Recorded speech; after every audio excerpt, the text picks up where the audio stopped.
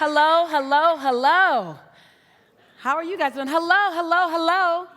That was like a real dialogue thing. How you doing, honey? I'm so excited to be with you guys. I'm so excited to be here. We were here a few days ago with the Extraordinary Summit, which was just that, extraordinary. How many guys were here for that? Make some noise. I love you guys. We had a great time. We were in an amazing Love Fest, and then I dashed home for 2 days to come back today. And tomorrow I start our platinum training down at the Hilton by the Bay with our platinum coaches for the next 3 days. So it has been a whirlwind, wonderful time. I could not allow this to launch and happen and not be here. So while the scheduling was a challenge a bit, the yes was very easy. How many of you guys know sometimes the yes in your belly is easy? The how is what you got to work out, but the yes is clear? Right. I love it when you feel that way. I love it when you know that, because it's real easy to move a mountain when you've decided to move the mountain. So I came by, and Jeet asked me to come by to really have a necessary conversation. I think all of us need to have just about what does abundance look like to you. You're in the world of coaching. You're coaching people how to stand in their greatness, stay in their greatness, move to their greatness, own their greatness, how to move out of their junk, how to get unstuck, how to push past their fears, how to keep going where they normally would stop, how to press reset, how to redesign their lives, reconnect their lives. I know a little bit about coaching. I do it a little bit. That's what you're here for. Really, you're teaching people how to have abundance. And not just that old definition of abundance, not just that unilateral abundance is about finances and possessions, but you're really here to teach people about 360 abundance. Yes? Yes? Okay, y'all a little quiet. Let me explain something. Some of y'all don't know. How many of you guys, it's your first time in a room with me live? Oh, that's why. Then I got my OGs in the house. We go way back. Okay, so when I am in church and I say something people like, they say, amen, but we're not in church. When I'm with my girls, and it's just me and my girls, and I say something they love, they say, you go, girl. But guys, don't worry. I won't have you do that. When I say something that resonates with you, just you, not the coach, but the man or the woman, I want you to say yes, yes. But I want the second yes to be a little bit louder than the first yes. As a matter of fact, I want the second yes to be a lot louder than the first yes. That second yes has to cost you a little something. So let's try it on the count of 3. This is a real test. 1, 2, 3. Yes. Yes. That's all right. Not quite worth all the traffic that I just set in to get here. I want that second yes to be that yes to your dreams. I want that second yes to be that yes that you say when no one else agrees with you. I want that second yes to be that yes that says, I have to do this. This is not an option. This is non-negotiable. It's that yes that comes from your core. So I want it a little louder on the count of 3. 1, 2, 3. Yes. Yes. Every time you hear something that resonates with your soul, I want you to say, yes. Yes. I want you to say, yes, yes. When it feels good to you, and say, that's my truth. That's who I am. Even if I may not see it today, or I may have seen it yesterday, or other people don't see it, that's still who I am. Every time you hear it, I want you to say, yes, yes. Even if your neighbor isn't playing yet. I want you to still say what? Yes, yes. And when I finish speaking, and when you go for a coffee break, or you're hanging out and someone says something and it feels good to your soul, I want you to say, yes, yes. And when another teacher comes on and they say something amazing and wonderful, let them know they did. Let them know you resonate with them by saying, yes, yes. And when you leave this place and you're back at home and something feels good, and even though we're not physically there, even though we're not together in this tribe again, physically, but we are still together emotionally and spiritually, I still want you at home to say what? Yes, yes. And even if you're holding your vision alone and no one else gets it, I still want you to say what? Yes, yes. Without me putting my damn hand here or here, I still want you to say what? Yes, yes. Without me even indicating that you could say it, I want you to not ask permission. I just want you to jump right out and say, yes, yes. When it feels right to you, just say it. Yes, yes. That you know when your truth is touched. And I'm having you say it so that you get the audible indication that something stirred my soul right then. That I'm awake and alive and I'm playing full out.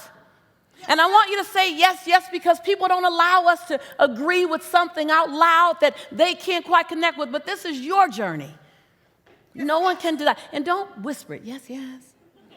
I want you to say it boldly. I want you to step into that next best season boldly. I want you to know that I'm in the right place at the right time with the right people, doing the right thing, having the right conversation. Yes, yes? Yes, yes? Yes. Like you had to move a mountain, some of you, to get here. You had to change your schedule. You invested. You traveled. Yes, and you're here in this room. Right. Now when you're in this room, play full out. I want that second yes to be something you did not get up this morning expecting to say. Now, why would I ask you to say yes, yes? Why would I ask you to make the second yes louder than the first yes? It's not just a cliche. It's not just a mantra. It's not just something so you can remember me later. It's not that at all. See, several years ago when I realized my life was taking a path, and it was a path way beyond what I had imagined. The first yes was to me. It's easy. Yes. Yes, I want to be a speaker. Yes, I want to be a coach. Yes, I want to be an author. Yes, I want to inspire people. But that second yes, the reason why it needs to be a little bit louder than the first yes, or a lot louder than the first yes, is because the second yes wasn't to me. The second yes is to the divine assignment on my life. The second yes is to the assignment on your life that's bigger than what you could ever see. Yes, yes? That second yes is going to cost you something. In order to be that man, in order to be that woman, you're going to have to get out of your own way. Yes, yes? In order to produce something that you've never produced before, you're going to have to say something you've never said before, do something you've never done before, so you can be the man, the woman you've always known yourself to be. Yes, yes? That's going to cost you something. So that second yes got to be a little bit louder than the first yes so it can pull up your courage. It was in the second yes that Ajit was able to get on the stage. It was in the second yes that Ajit was able to go out to the ocean. It wasn't the first yes. That's an easy yes. That's that polished yes that you do, that your 70%, by the way, impresses everybody. Yes? Come on, y'all. Oh, I forgot to tell you. You got to say yes, yes, even if I bust you out and sit and tell on you. You got to say yes, yes, even then. Because you're brilliant. This room, EverCoach, Mindvalley will only attract brilliant, conscious people who are about doing big things in the world. So what we have to remember is that our 70% is someone else's 159%. Come on, you guys. You know them. You know that person. They're at home right now watching Hulu, Netflix, or something while you're here growing your mind. And so you have to realize that where is my second yes? Where is that yes that makes my knees knock and my teeth chatter? I want to go find that yes. I love Ajit's story. He talked about knees knocking and teeth chattering and doing it anyway. That's the kind of coach I want to have. Yes, yes. I want to have that kind of coach that says, yes, I'm afraid, but watch me leap full of fear. I'm not going to hold my fear and take up real estate in my fear. I'm going to leap with my fear, and it got to come with me or leave. Yes, yes? Yes? I look at my life, and it's barely recognizable that by no one's accord, I should be here. No one's accord should I be here. I was that kid right up the road about 120 miles in Los Angeles. I struggled for 12 years all through school. My highest grade was a C+, a C+. Don't forget my plus if you tell my story later. To the A students, the plus don't matter. But to us C students, how many C students in the room? Okay, thank you. The plus matters, doesn't it? I was a C+ student, and I got to tell you, when I would get a C, I'd come home and do the happy dance. Go, Lisa, it's your birthday, because I worked hard for that C. I didn't learn quickly. I found out later that I was wonderfully, significantly dyslexic. But while I was in school, I didn't know. I just knew everything was turned backwards. Everything just felt like I couldn't get it fast. And the school system didn't want to wait on me. They didn't have time to wait on me. So I struggled. I know I passed several classes because I was a nice kid. They were like, you're so nice, we're just going to pass you. I accept. I accept your kindness. And so when I look at my life, the last time I took an English class, I got a fail. My English teachers told me in front of the entire classroom, Lisa, you have to be the weakest writer I've ever met in my entire life. See, some of your greatest gifts came wrapped in sandpaper. Yes, yes? Some of your greatest gifts. I stand in front of you today, a 7-time best-selling author, so I guess somebody understands my writing. Now let me get this straight. Grammar is not my thing. I don't know where to put the period. I'm a run-on sentence mama. I don't put a period till I finish my thought. And now I'm done. And I don't even know why they invented semicolons and colons. Who invented a semicolon or a colon? Like, you must have been bored, like really bored. So I remember when my first bestseller came out, I realized, wait a minute, I don't have to be a great writer. I just have to have great stories.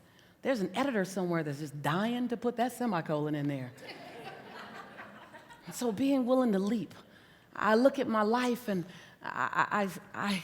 10 days ago, I just moved into new offices. I started my offices in 1994 in a closet, a walk-in closet, and I had handheld mirrors that came from CVS, $4.99 mirrors that I mounted on the wall in my walk-in closet so my office can look bigger.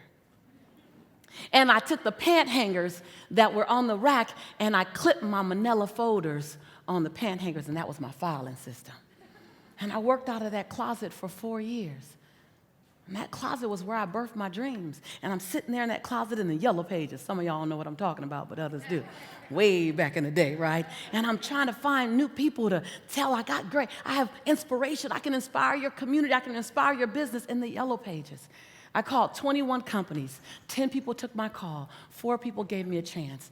I said, hi, I'm calling on behalf of Lisa Nichols. I wasn't Lisa. I was calling on behalf of Lisa Nichols. And I just want you to know she's an amazing motivational speaker, and you've qualified to get a free speaking engagement from her. But you have to book in the next 10 days. And I got 4 engagements, and that was the beginning of my career. And I look back on those days when my son and I ate beanies and weenies for 6 days out of the week. And I try to change the beanie and change the weenie and put a different kind of sauce in it, add a little barbecue sauce. I did everything I could, but I was willing to risk it all to gain it all. So I just stopped by to ask you, are you willing to risk it all to gain it all? Yes. Are you willing? Are you willing to play so big you scare yourself? Are you willing to seem a little strange, a little bizarre? You know, you walk in this room, and when you get into this room and you get around everyone, you go, I think it's okay. I think it's okay for me to pull it out. I think it's okay for me to pull out my unicorn. I've been faking like I'm a horse all week long. I am so glad I'm finally amongst people who are okay being different. Yes, yes? Yes. And so I just stopped by. I stopped by to introduce the conversation of possibility at another level, of abundance at another level, 360 abundance, and to share with you some things that abundant thinkers think. Abundant thinkers live. Abundant thinkers are constantly in the space of. So you may want to write these down, because these are the things, and a lot of this is in my book that came out in January, Abundance Now. And it was funny because I got $1 million to write my book, over $1 million to write my book. And I tell people when they say, how did you feel getting $1 million to write your book? I said, the only thing that made the $1 million beautiful was the fact that I got a fail in English the last time I took an English class. That's the distance of possibility. That's the distance of what you can create when you become radical and non-negotiable. I wasn't supposed to be here by many people's standards. I wasn't supposed to be here. I wasn't qualified to be here. See, I was that woman on government's assistance in 1994. I was that woman on WIC, Women, Infant, and Children, in 1994. I was that woman that couldn't afford to put Pampers on my son, so I wrapped him in a towel for 2 days in 1995. I'm that woman.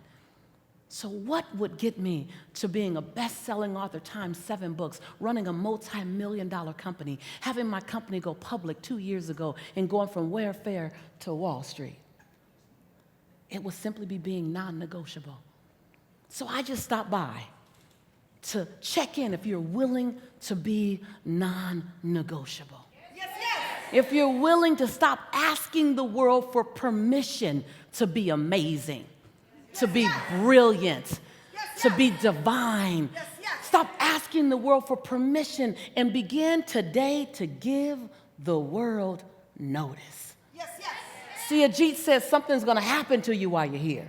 And I love that. Have an expectation on your life. You didn't come here for them to do you. Okay, Ajit, I'm here. Do me. No. This is your life, your opportunity. You're brilliant. See, the doors have been opened, and now you dance to your rhythm, sing to your song, you play to your tune. And all you need to do is pick up a little bit here and pick up a little bit there, and then take radical action and become non-negotiable. Yes, yes? Be willing. Abundant thinkers, number one, abundant thinkers don't just have macro wins. Abundant thinkers create micro wins. So the statement is abundant thinkers create micro wins to get to macro wins. You're going to play big. Say big. Big. You're going to play huge. Say huge. Huge. You're going to play ginormous. Say ginormous. But first, take baby steps. You're going to eat the elephant, but take one small bite first. Chew it good. Right?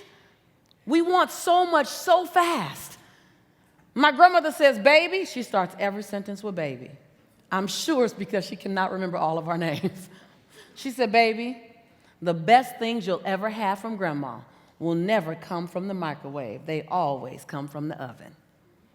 And I was like, I think somehow she's trying to give me a lesson here. And I realized that the best things that you're going to create are going to take time. Build it on cement, not sinking sand. You're going to get tons and tons and tons of tools here. And you're going to want to fast forward. When you fast forward, you build it on plexiglass. You build it on styrofoam. You build it on wood. You want to build it on cement. Your dream is important enough to outlive you. Yes, yes? Yes, yes.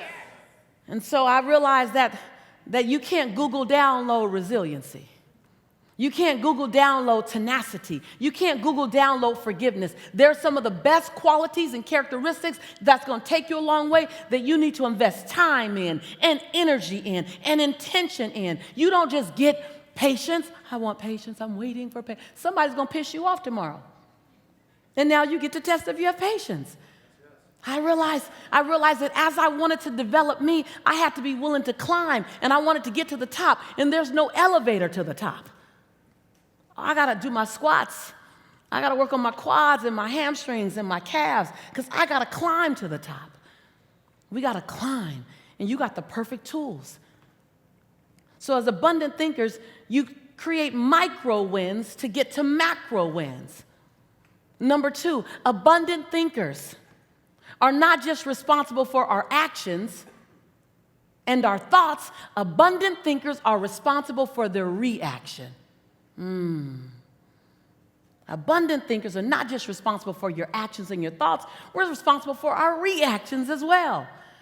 When you look at every great leader, not the kooky ones, y'all know, but the great leaders, you don't trigger a great leader. You don't trigger an abundant thinker. You may cause them to pause, but you don't have the power to trigger them because we've become responsible for our reaction. That's next level, right? That's next level. That's next level. Abundant thinkers. Abundant thinkers don't spend dollar time on penny tasks. Abundant thinkers don't spend dollar time on penny tasks. What's the highest revenue generating activity that only, keyword is only you can do? What's the highest service activity that only you can do? See, the best thing that I can do in my company at all times is create content. Create content or get in front of people. Anything else, I'm out of my lane. Anything else, I'm an impersonator. Now, I impersonate all the time, drive my staff crazy. And they'll go, boss, you're out your lane. Does that feel a little odd? No, I feel fine. No, that feels odd. You're out your lane. And I get back in my lane. Abundant thinkers. Abundant thinkers keep themselves in a constant state of cognitive dissonance. Write that down. Abundant thinkers keep themselves in a constant state of cognitive dissonance. You're creative, spell it any way you want. Now, what is cognitive dissonance? Cognitive dissonance is when you have literally thought about a version of yourself that you're not currently living right now. Meaning the thought that you have of yourself, your behaviors are not congruent with. So your mind becomes disrupted. Your mind says, wait a minute, you're seeing me here, but my behaviors aren't here. And when you keep yourself in a constant state, your mind begins to influence your behaviors to be congruent with your thought. Ooh, next level. cognitive dissonance. Abundant thinkers. That's why he went out to the ocean. That's why he's up on stage, because constantly seeing himself further than what his behaviors want to really do. And then when he does it, now I got that down. Constantly. Now it's being grateful for your now. Yes, yes? Yes. Being grateful for your now, but clearly seeing where you're going and not resting until you get there. Yes, yes? And then becoming abundant thinkers live in non-negotiable. Average thinkers live in optional. Average thinkers live, I really would love to have a new business, but your behaviors are not congruent with what you say you would love. When you move from optional to non-negotiable, you've slid every other option off the table. I was interviewed 155 times in 5 months.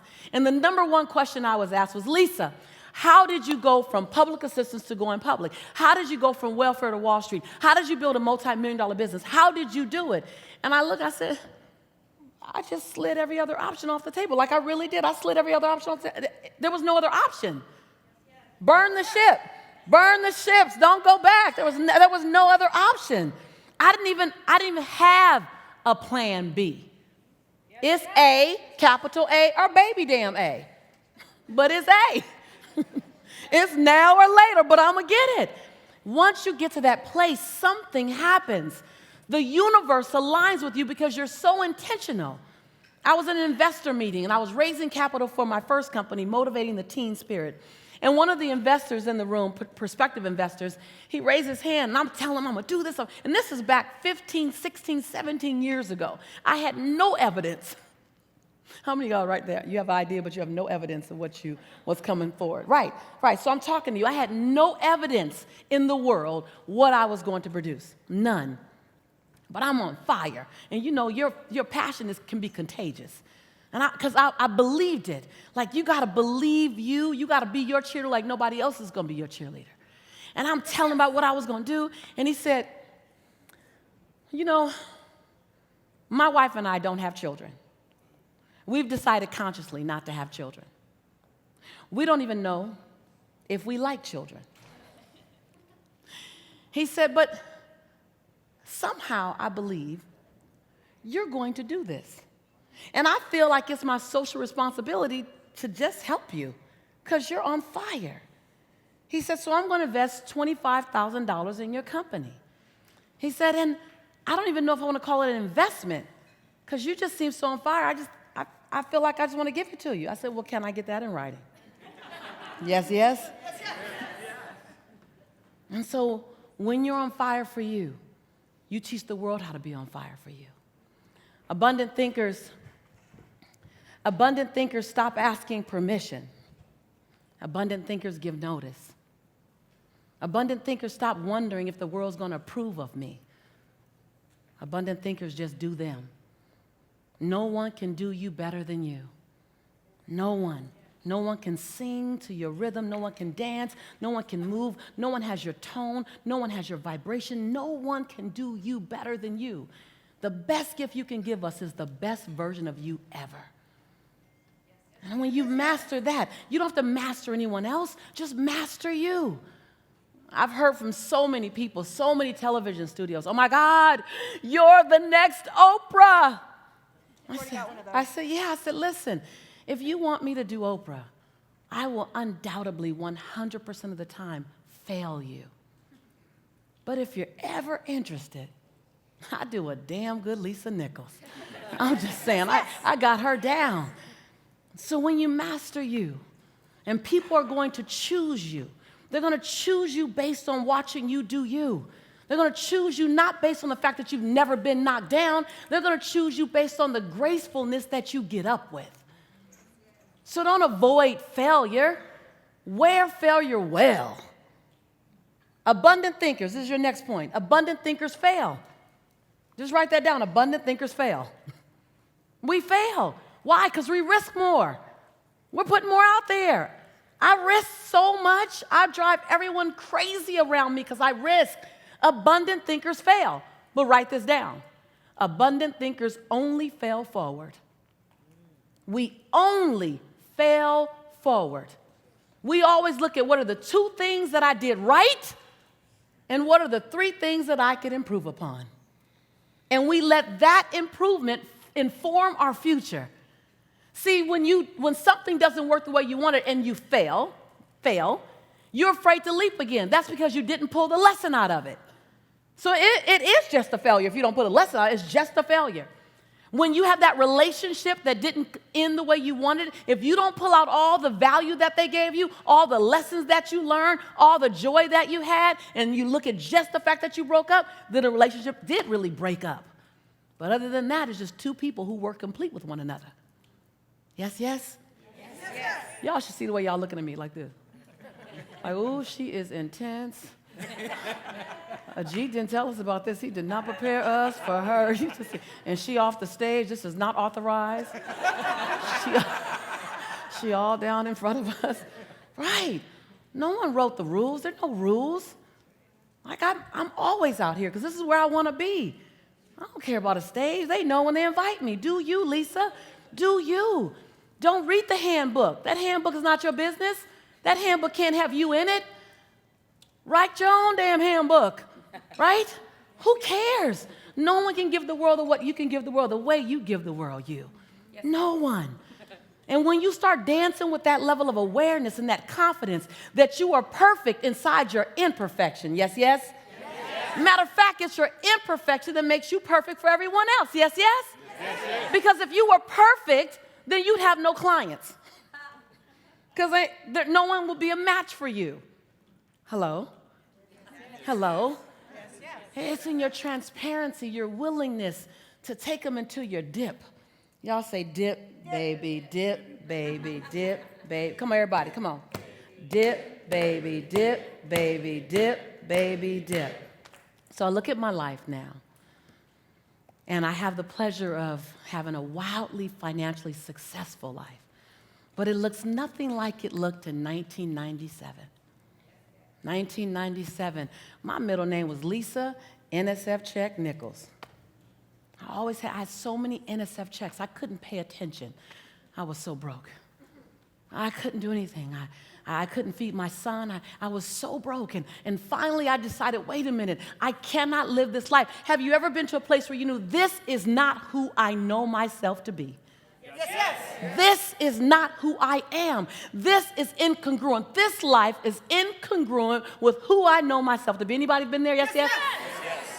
And I look up and I said, wait a minute. This is not my destiny. And I realized no one was going to rescue me.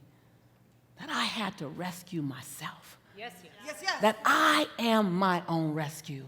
I was on the Steve Harvey show about 5 or 6 times, and one of the times, the first time actually, he said, where did you come from? What did you do? And I told him about the story of not having any money and being broke and broken. And I got to tell you, it's easier to be broke than it is to be broken. Yes, yes. See, broke, I just got to figure out how to make some money. Being broken, I got to figure out how to get in my spirit to want to get out of bed to go do something. Yes, yes, yes. And as I'm broken, I thought I was on rock bottom. I don't know if anybody's been there where you thought you were at rock bottom and then something happened and you went down a couple of more notches like, oh, that wasn't rock bottom yet. Boom, boom, boom, boom. Oh, that's rock bottom. Well, that happened to me in 1997 when I thought I was on rock bottom and then I got this phone call. And you may not relate to this just like this story, but you'll have your own story. Is that okay? Like, I'm just going to tell you my story, and we find our humanity in it. It was just a story of constant hiccup after hiccup after hiccup after letdown after letdown after poor decision. It was one of those. Can you find yours? Yes, yes. I'm going to share with you mine. I get a phone call, and I just had my son. And I being born and raised in LA, there's gangs everywhere. And I made a decision as a kid. I don't know why. I just made a decision as a kid. That's not my path. I don't want to have anything to do with it. So I didn't have a lot of friends to play with after a while because everyone was going down that path, and I just refused to go down that path. And when my girlfriend started dating the local neighborhood boys, I thought, I'm not doing that because one day they're going to do something wrong and they're going to go to jail and then you're going to be tied to a man in jail. That's not my path. Every day I'm watching the Brady Bunch. I don't know if y'all know about the Brady Bunch, but the Brady Bunch had a happy life. And I would watch the Brady Bunch. I'm going to have the Brady Bunch life. They walk upstairs. You guys know they walk upstairs. You never knew where they went. I'm like, I don't know where they going. But my son's so tired of me having 2-story houses because I always have luggage. He's like, Mom, can you stop with the 2-story? I'm like, I don't know. I think it's the Brady Bunch thing. And so I knew early on that I wasn't going to have that path that my neighborhood had. I just made a decision. And I definitely didn't want to be tied to a man that would end up in prison. Not my destiny, not on my watch. So when I fell in love at 26, you know, young love, fell in love at 26, and he was amazing, he's brilliant, he was a teacher, and I ended up getting pregnant unexpectedly, had my son, Jelani. I get a call, the call, like that call, like the one you never want call. For me, it was the call of all calls. It just took my life. Poof. Hey, Lisa, I'm in jail. You're what? We're 28 years old, dude. Are you kidding me? You had a job. What are you doing? None of it mattered. There's always a reason. No one's ever guilty, really. On this journey, now I have an African-American male child in South Central Los Angeles whose father is in prison. Statistics say he has a 66% chance of duplicating his father's behavior. Well, everybody else's kid don't have this lady as a mama. Not on my watch. Not on my watch. I don't care about statistics. They don't know me. I then begin to look and say, how can I reinvent myself? How can I reinvent myself? I was willing to evict any part of Lisa that would hold her back to any form of who she was. I was willing to confront any behavior, procrastination, the blame game, the fear game, codependency, anything that would keep me where I was willing to confront it and evict it. And I was willing to also love some people from a distance. I was willing. See, I'm not sure about you, but see, I was in it to transform my life. I needed a life like oxygen. I needed to live my dreams like you need water every day. I don't know about you. I don't know what drives you here. I don't know what will keep you here. I don't know what will have you take action. But I knew I didn't want to get to the end of my life and saying I didn't give Lisa a chance. Because see, I know your greatest fear is not that you're going to die. Your greatest fear is that you will die before the world feels your fingerprint. Come on, y'all. Somebody need to say yes, yes. Y'all so caught up like, yes. That's your greatest fear, is that the world won't see you before you leave this place. And then you don't know what your dash meant. The dash between your birthday and your transition day. What did it mean? I'm making mine mean something. I don't plan to have any energy left when I leave this place. I want to be so tired, I can't wait to rest for eternity. I can't wait. I'm like, oh, finally I get to lay down. I'm not trying to take any of my brilliance with me. I'm not trying to take any of my courage with me. I'm not trying to take any of my thoughts with me, any of my love with me. I want to give all my love while I'm here. I'm not going to hold it back because the last ding-dong didn't know how to treat me. Oh, no, I'm not going to make my next pay for my ex. Oh, no. Yeah, that's for some of y'all. I'm not going to make my future pay for my past. I don't want to leave with anything in me. And I just stopped by to see if a few folk wanted to do the same. I just stopped by to see if I can stir your soul. I didn't come here to keep you comfortable. Oh, no. I came here to disrupt every form of mediocrity in you. Is it working? Yeah. Boom, boom, boom, boom, boom. Yeah. Why? No one wants to be alone. I didn't want to be alone when I was in the valley, and I damn sure don't want to be alone when I'm on the mountaintop. And I'm just here to call you to the thing that you want to be called for. See, we often need someone to love us enough to get in our face and say, you are brilliant. Live like it. You're amazing. Live like it. You're courageous. Love like it. You can forgive the unforgivable when you want to, and you can love the unlovable when you choose to. You are brilliant, unique, unrepeatable miracles in this room. And there's a calling on your life. And you don't get to shake it because you're scared. You don't get to shake it because you don't have all the details. You don't get to shake it because no one supports you. You don't get to shake the calling on your life. See, the price you paid for that ticket, that was the least price. This seat here ain't free in this room. You are the chosen few in this room. Because to whom much is given, what? Much is required. Much is required. And you are the perfect person for this assignment. You're the perfect person with all of your idiosyncrasies, with all of your OCD-ness, with all of your that. You're the perfect person for this assignment. The universe is just waiting on you to say yes, yes. You said the first yes. You said that first yes, but you ain't said that second yes yet. You're trying to have it not cost you something. Your conviction is going to be inconveniencing. See, you're trying to keep your convictions inside of your convenience. It ain't happening. See, the conviction can never be convenient because then it's just a choice. What makes it a conviction is when it costs you something and you're willing to pay the price. Yes. Come on, y'all. Come on, y'all. Y'all frozen.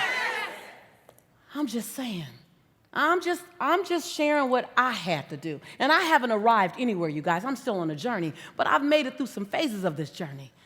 And my friend asked me to stop by and share with you. Is this what you wanted me to share with them? Okay. Amen. Amen. I never have notes, so I don't know what. And I think they would love for me to have a PowerPoint. I would get so confused. First of all, am I going to push that button? Or are they going to push the button? And so I just wondered, are you willing? In that year when I was really broken, I was working at LA Unified School District. I was miserable. I was miserable because I wasn't living in my dream. I was just doing a job. And then one day, I said, well, what do I need to do? I need to buy my freedom. That's what I need to do. I need to buy my freedom. Well, I don't know about buying my freedom. I don't know about having money saved up. My family didn't have money saved up. My mother used to tell me, oh, this money is burning my pocket. So I know two things about money. It's hot, and we can't keep it long. We'd always have 1 week where we had all the food in the refrigerator, and then 1 week where the refrigerator was empty. Right? Come on. Some of you guys know about that. To this day, I spend so much money on groceries. You guys, oh my God, it's like I'm feeding like a family of 10. Because I'm so afraid of anybody ever being in my house and being hungry. Right? And so I wrote a check to myself.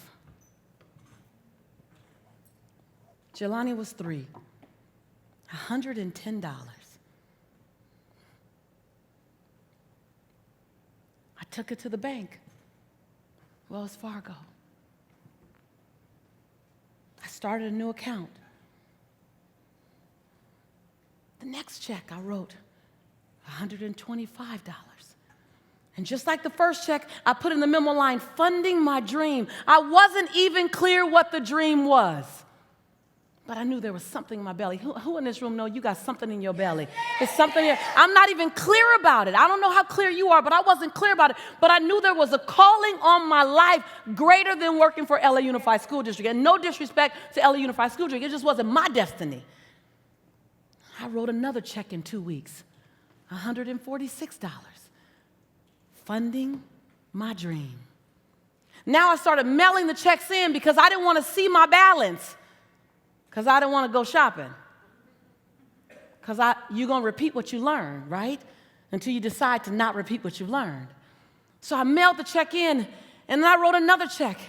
And I wrote another check. And every check I wrote, I made sure it was 5% more than the first check, the previous check. I sold my Altima. I had a car note. Sold my Altima, bought a clunker because it didn't have a car note. Now I can write a bigger check, funding my dream. I moved out of my 3-bedroom, 3-bath house and moved in, became a roommate with my friend who smoked. I put towels at the base of the door so the smoke wouldn't come through the door. I was willing to be inconvenienced, are you? I'm just saying, I'm just showing you the story the charge I just gave you.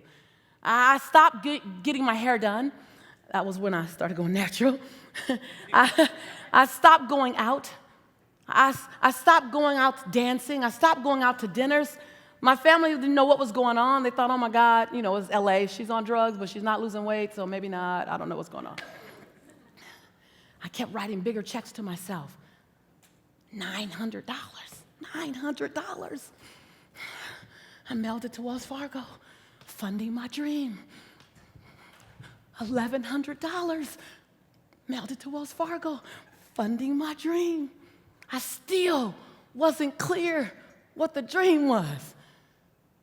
I just knew I had one, and it was being born through me, and I needed to give it a chance. That's all I knew. You don't have to see 2,000 feet in front of you. Just see 200 and run to the 200. Yes. You don't have to see it all. 3.5 years later, I'd written a check to myself every 2 weeks for 3.5 years. I didn't go out for 3.5 years. I didn't go dancing. I didn't get my hair done. I didn't get my nails done for 3.5 years. Are you willing to be inconvenienced for your conviction? I walk in to Wells Fargo 3.5 years later, and I said, hi, God bless you. Hi, my name is Lisa Nichols. She goes, oh my God, you're the funding my dream lady. I was like, yeah, I guess I am. And all of a sudden, all the tellers came running around. The manager came, they're like, oh my God, okay, oh my God, we have been wondering. We all got the same question. Y'all know what the question is, right? What's your dream? I was like, I'm not sure, but I know that it includes inspiring people, having people believe in themselves again, teaching them how to get back up when they've been knocked down, having them be willing to give themselves 1,000 second chances, and every time they get to 999, press reset. I'm not sure what it's going to look like, but it's just going to help people. I said, I came to check my balance. I've been writing a few checks to you guys. They say, yes, you've been writing a lot. I said, I just want to check my balance. They said, you don't know your balance? I said, no, I got this really big stack of summary bank statements at home because my mama said money burns her pocket, and I don't want it to burn my pocket. I want it to pay for my freedom. I said, I just came to see what my balance was, if I had enough to fund my dream as it gets clearer. She wrote it down. Everyone's excited. She wrote it down, turned it around to me. I looked at it. I said, oh, no, my name is Lisa Shantae Nichols, and my Social Security number, I said, that is not my money, and I am not taking that money because you're probably going to want it back, so just fix that error right now. And they looked at me. They said, you really don't think that's yours? I said, no, my family's never had $5,000 in the bank or $10,000 in the bank.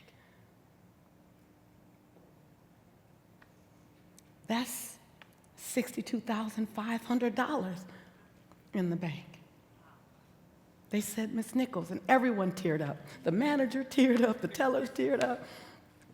They said, Miss Nichols, whatever your dream is, I think you can fund it now. I looked at my son, Jelani, who now is 5 or 6, and I said, Jelani, our lives are gonna be a little different now, baby. Jelani said, yeah, Mommy, can we now go to McDonald's? See, for 3 years I've been telling Jelani, I'll make you a Big Mac. Mama makes Big Macs better than McDonald's. And so it began with a $110 check. So I don't know what yours is.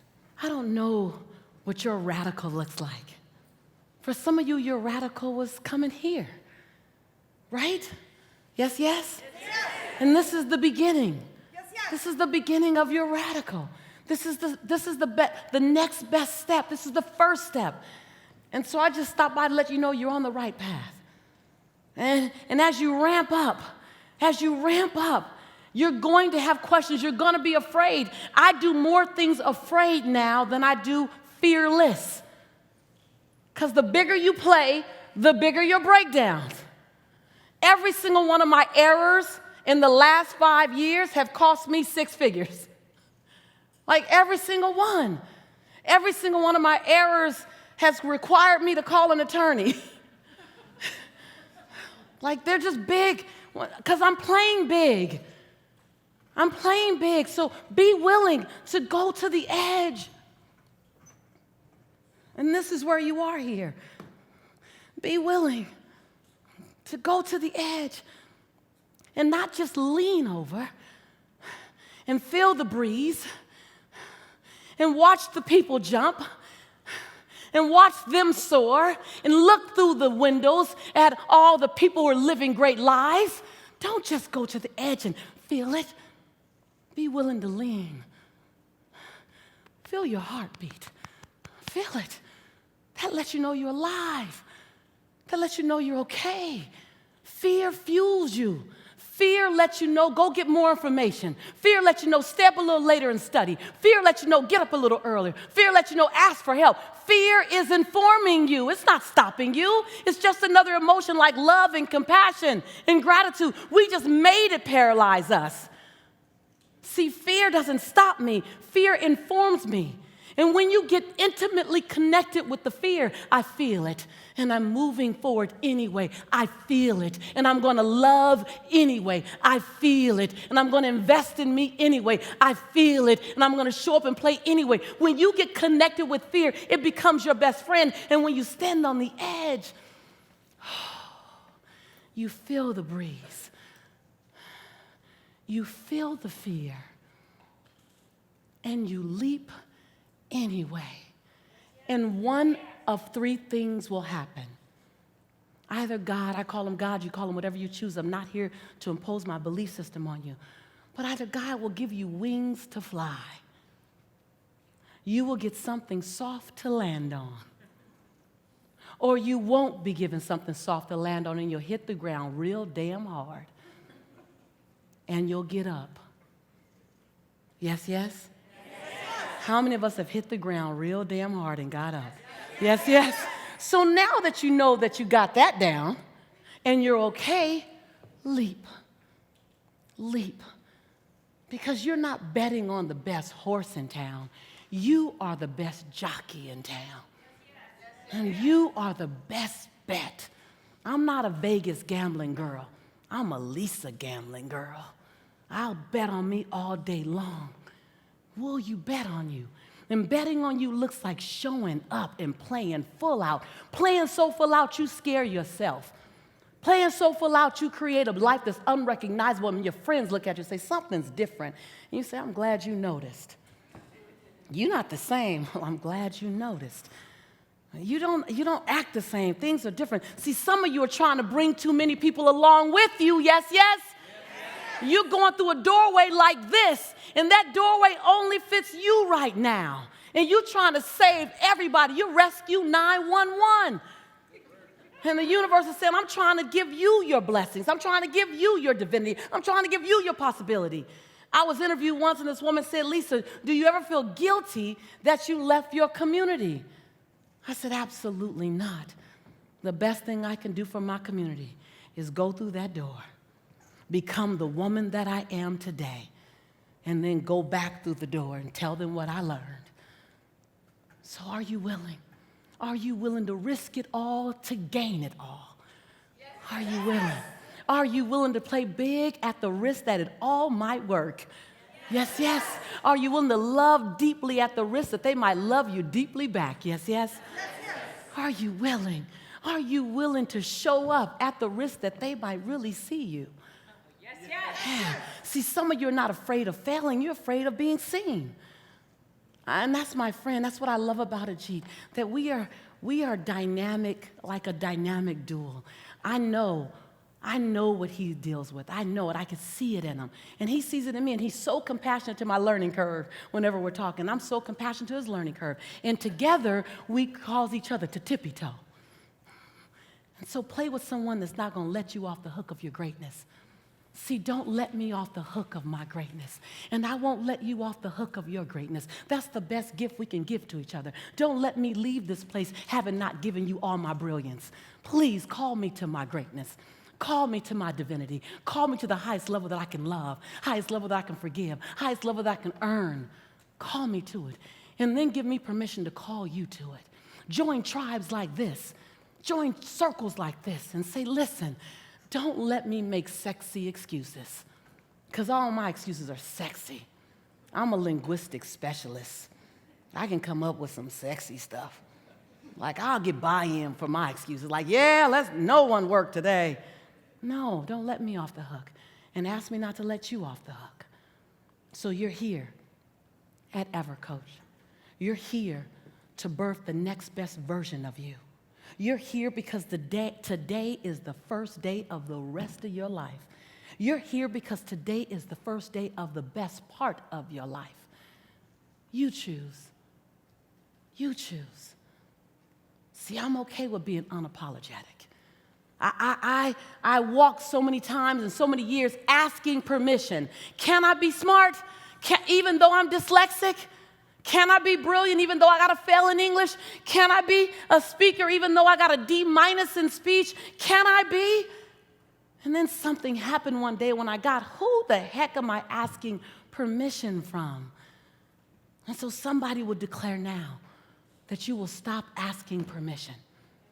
That you will stop. And you don't ask permission publicly. You ask it by the way you tiptoe around the people in your life. Come on, you guys. You know how you say, I don't want to disrupt anybody. Come on, how many of us have done that? I don't want to disrupt. So you walk into a room and you take the temperature. If this is you, just say yes, yes. Wait till I finish. You walk into a room and you take the temperature of the room. You have your dial on your light. And you take the temperature of the room, and based on what you think the room can handle, you turn your light down. Come on, you guys. Come on. And if it's a room like this, you go, oh, hey, I could turn my light up. I have an idea. Why don't you go to where the dial is? Why don't you break the damn dial? Why don't you turn it all the way up to 189 watts? And why don't you know that when you walk in a room, you're 189 watts? And if someone in that room can't handle your lights, you don't turn down your dial, you hand them an extra pair of shades. I'm just saying. I'm just saying. Like, what does it take for us to walk like that? Because someone is watching you. And the way you do you is going to be the example of the way they get to do them. I want to be a great example of unapologetic humility, unapologetic service, unapologetic love. I'm just thinking we can change the world.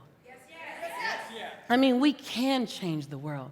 Dr. King had a dream over 40 years ago that one day little black girls and little white boys and people all over the world could play together.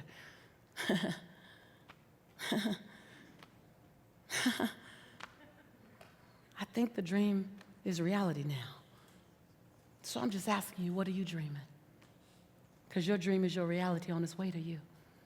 All I'm going to ask you to do is do right with the information you get by someone else. Serve someone else. Serve someone else. So please stand up.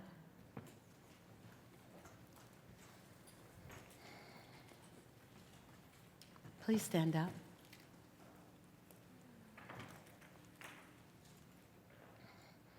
So here's what I know. On my way to where I am today, and I'm still on my way somewhere else, right? I haven't arrived anywhere, it's just a journey. But on my way to this spot, there were so many times that I had to walk alone because no one else carried my vision. So hear me when I say, if no one else gets your vision at times, some days they do, some days they don't. Some days my team is on point with me, like, we got you. Other days it's like, wah, wah, wah. Like I'm Scooby-Doo, wah, wah. Like they don't hear, I feel like I'm talking like Charlie Brown's parents, wah, wah, wah, wah, wah, wah. And I go, okay, wait, hold on. Today is the day I got to hold my vision. If no one else gets your vision at times, hear me when I say, it's because your vision was only given to you. And that it's your job to birth it. It's your job to feed it. It's your job to come to places like EverCoach, find tribes like this, and give your dream what it needs so that you can become the mid-husband, the midwife to your dream. And then we get to see it. But that's your responsibility and your opportunity. So put your hand over your heart and just hold yourself for a moment. Repeat after me. I woke up this morning. Whole and complete. I am enough. I've always been enough. I will always be enough. I am a divine contribution to this planet, even in all of my imperfections. Everything in my life is fuel. Take a deep breath. Repeat after me. I am ready. I am ready. I woke up this morning ready. I will stay ready. I will remain ready. When opportunity is here, I will show that I'm ready. I'm ready for good love. I'm ready for abundance. I'm ready for prosperity. I can handle it. Now. I can handle it. I'm ready. Take a deep breath. And exhale. Repeat after me. Today is the first day of the rest of my life. Today is the first day of the best part of my life. I choose to no longer ask permission. Get ready, because from this day forward, I'm giving notice. Take a deep breath. Just sit there silently holding on to those words. Those are not my words. Those are your words. They say the power of the word, when it falls off the tongue into the universe, it becomes so. It becomes so. It's no longer a thought. It's so. You'll have to work harder to make it not be so. Because the universe heard you, and it listens to you. You made a command, and it said yes. Take a deep breath. Put your hands down to your side. Turn your palms up.